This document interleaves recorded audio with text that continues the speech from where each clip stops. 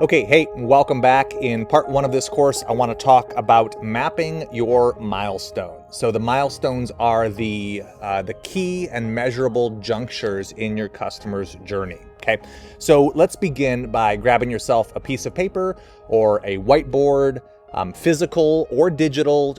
We just need some mechanism for getting these milestones out of your brain and somewhere where you can visually assess them, and then ultimately where we can diagnose and prescribe solutions for how to make improvements to this experience. So let's begin by mapping your purchase to the center milestone, right? So just draw 3 columns or 3 bubbles, if you will, and the middle one is going to be the product that you are selling.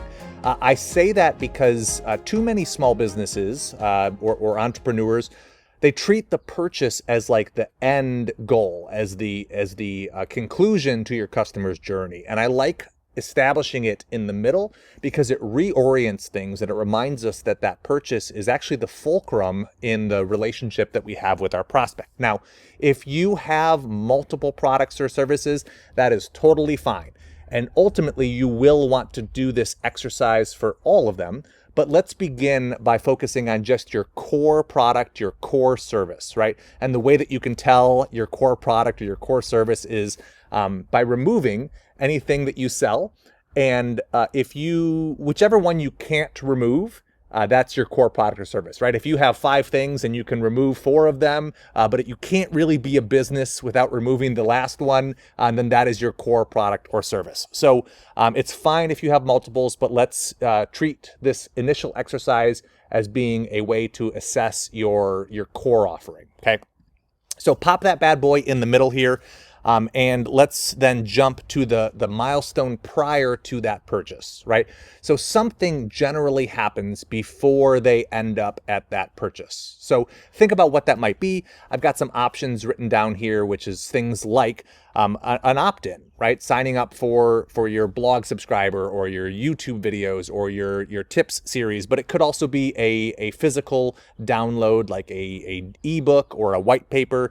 It could be requesting a free trial if you offer a service or if you have a course that people can take for a test drive. It could be requesting a consultation if you offer a free consult as a way to get leads and prospects into your process.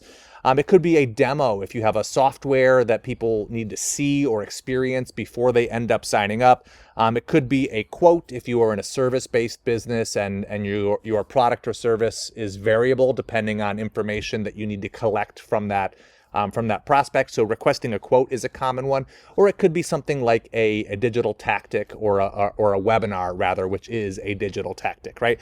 So think about the thing that happens before they buy your product, right? And it might be the day before, it might be an hour before, or it might be several weeks before. That's not the point yet. Let's just think about what that milestone might be. And then from there, we want to jump to after the purchase, right? What is it that we want them to do after they buy? And it might be as simple as take a survey about their experience, but it might be something more involved, more strategic, like buy a second product or buy the same product a second time. It might be something like leave a testimonial, right? Tell us how this product or service affected you, what results it produced, right? Participate in a case study for us or make a referral. Do you know somebody else that this thing would benefit, and how can we connect your friend to this service so that it serves them as well? Or it might be an upsell into like a continuity program, a membership of some sort. But the idea isn't necessarily to do all of these. It's just to figure out where are they going, right? Where did they come from and where are they going? Because the composition of those 3 things is ultimately going to serve as the framework for our customer journey. And I acknowledge that you might already know the answers to these, so this might be a breeze, but I want to spend time illustrating those different examples in case this is the first time you've thought about your customer's journey in this way. So here are a few additional examples of what that might look like. I've got, downloading an ebook to purchasing a product and then ultimately taking a survey about that product. Requesting a free trial, buying the main course, right? And then upselling to a membership. That one is directly drawn from my business. Signing up for a webinar or purchasing a product directly from that webinar and then renewing that product if it's a quarterly or seasonal or annual subscription. Or I have purchase 1, purchase 2, purchase 3, right? Your 3 milestones might be all purchases. They might be 3 products that have formed a product progression path that your customers adopt. Like the initial example I gave in the last video, which was a $27 product, a $57 product, and a $297 membership, right? So that's fine as well.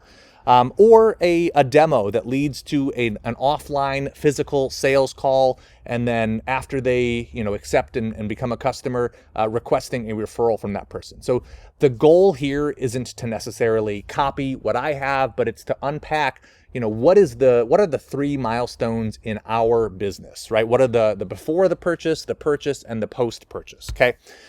And a little pro tip for you is I've been using 3 as my example here, but it certainly doesn't have to be 3 milestones. In fact, the more granular you can get, the better, because that will allow you to be more specific in the next step, which is paving the path between those milestones. So don't hesitate to get hyper specific if you have more than 3 milestones. You could very easily have 5 or 7 or 9 or even an even number of milestones. And if you are familiar with lifecycle marketing, the lifecycle marketing framework is a great guide for this process, right? It's a 9-step framework that helps you organize your customer journey. If you're not familiar with lifecycle marketing, we've got some different resources that cover that. I'm more than happy to share them with you. But if you are familiar, I just wanted to call out that can be a useful tool for organizing your milestones. Now, once you have done that process, we'll move on to step number 2, to part number 2 of this conversation, which is paving the path between those milestones. But for now, I just want you to focus on thinking about the milestones, whether it's probably a minimum of 3, but it certainly could be more, as they pertain to your core product or service. So the thing that they need to do before they purchase, the actual purchase being the fulcrum of that journey, and then the thing or things you want them to do as an outcome. So go ahead and spend some time on that. And when you are ready, I will see you in the next video.